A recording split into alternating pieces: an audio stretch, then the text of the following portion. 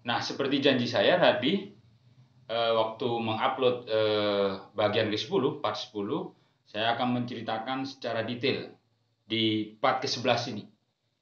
Bagian ke-11, bagian terakhir dari serial video transfer window Madura United kali ini. Saya akan menceritakan detail kronologis kenapa kemudian manajemen Madura United memilih posisi kiper untuk pemain asing slot Asia. Saya akan ceritakan detail biar kalian paham, biar kalian memahami kenapa manajemen Madura United memilih posisi itu. Biar kalian juga tahu lika-liku panjang manajemen Madura United memilih pemain asing ini. Silahkan tonton sampai selesai. Oh iya, jangan lupa subscribe, komen di bawah gimana pendapat kalian. Salam setong dere.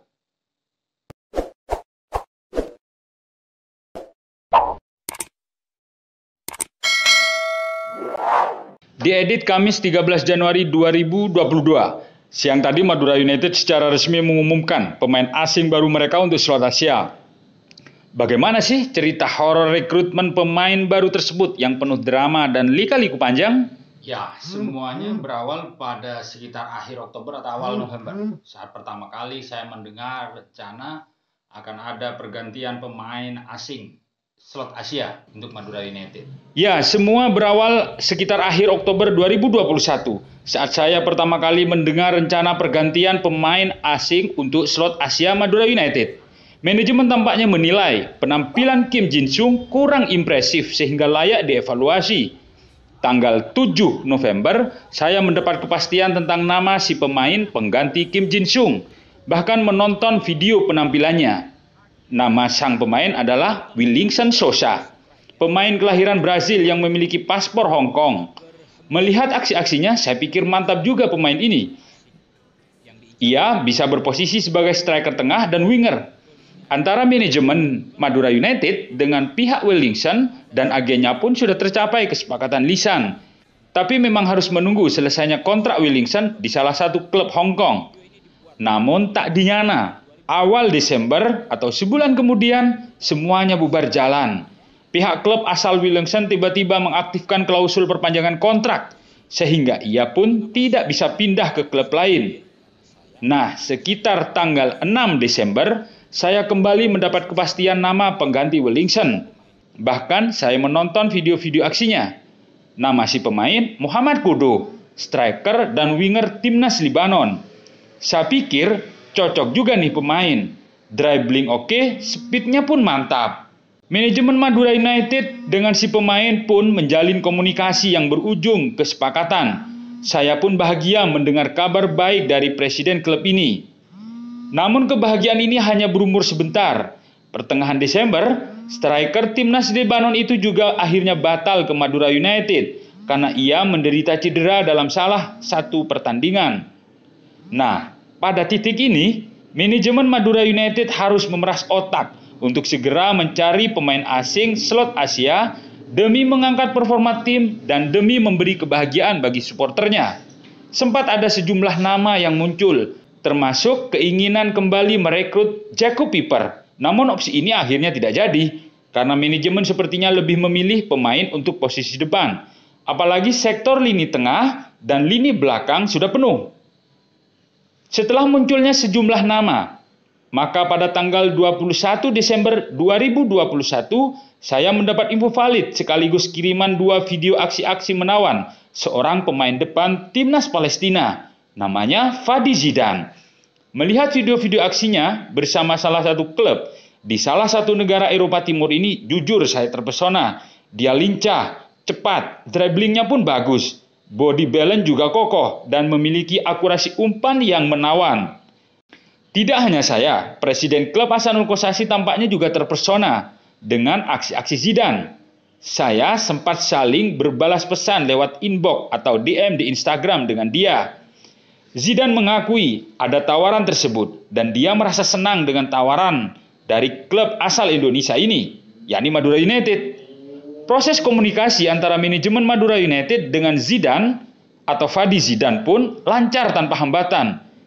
Di minggu terakhir, bulan Desember, Zidane sudah tiba di Indonesia dan langsung menjalani proses karantina Sebagai orang asing karena masih situasi pandemi COVID-19, saya tentu bahagia setelah mengetahui yang bersangkutan sudah di Jakarta. Pikir saya waktu itu, selesai karantina bisa langsung sign kontrak dan diresmikan oleh Madura United. Namun angan-angan indah ini lalu kandas. Sekitar tanggal 2 Januari 2022 tiba-tiba ada chat WA masuk ke HP saya. Isinya sungguh bikin kaget. Di situ tertulis bahwa Zidane nangis-nangis minta pulang ke Palestina. Rupanya dia baru saja mendapatkan kabar bahwa keluarganya tertimpa musibah. Istrinya pun harus dievakuasi ke rumah sakit dan menderita koma. Meski saya kaget, saya memaklumi karena Palestina adalah daerah konflik hingga saat ini. Zidane pun lalu pulang ke Palestina. Presiden klub Ahsanul Kossasi mengizinkan dia pulang karena apa yang menimpa Zidane menurut Pak Ahsanul Kossasi adalah musibah dan soal kemanusiaan. Ini soal hati, kata beliau. Belum selesai rasa kaget dan sedih saya karena Zidane harus pulang ke Palestina. Lalu tanggal 6 Januari saya kembali dikagetkan terkait info dari Presiden klub bahwa Emrido, kiper utama kita, cedera dan harus absen lama untuk operasi dan pemulihan cederanya. Saya pun sempat tanya langsung ini kepada Emrido lewat chatting WhatsApp dan dia membenarkan kondisinya ini. Nah, pada titik ini Presiden klub, jajaran manajemen dan para staf pelatih kemudian lebih memilih jalan lain, yakni untuk merekrut kiper asing Asia, tidak lagi pada pemain asing Asia di sektor depan. Pilihan ini karena berkenaan dengan kondisi darurat di sektor kiper dan kebutuhan tim. Sementara untuk mencari kiper lokal dengan kualitas bagus sudah tidak memungkinkan, karena semua kiper lokal yang bagus sudah direkrut oleh klub lain. Memilih kiper asing slot Asia di sektor kiper ini bagi saya sudah tepat. Posisi kiper utama lowong. Rasanya terlalu riskan membiarkan kondisi darurat di sektor kiper utama tersebut. Dan saya pikir pihak manajemen lebih paham tentang kondisi pemain serta kebutuhan tim. Lalu Coach Fabio memilih seorang pemain yakni Hong Jeong-nam, ex-kiper Jeonbuk Hyundai Motors, salah satu klub elit di Liga Korea Selatan. Coach Fabio memilih Hong Jeong-nam karena ia sudah tahu kualitas kiper ini. Sebab keduanya pernah bersama saat Coach Fabio masih menjadi asisten pelatih di klub Jeonbuk Hyundai Motors tersebut. Pemilihan seorang kiper untuk slot pemain asing Asia ini pasti akan membelah opini supporter Madura United. Ada yang tidak setuju dan memaki, tapi ada juga yang setuju karena melihat kondisi dan kebutuhan tim, termasuk saya.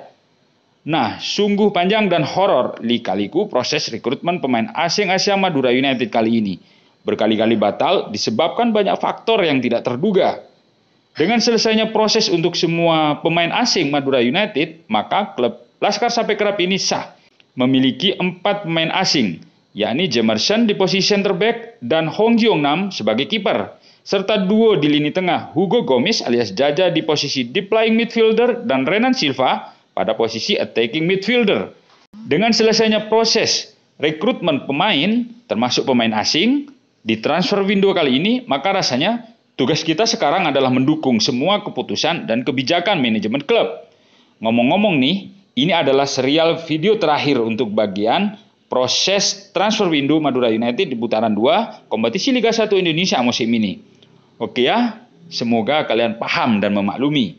Salam setong dere, tetap semangat dukung Madura United.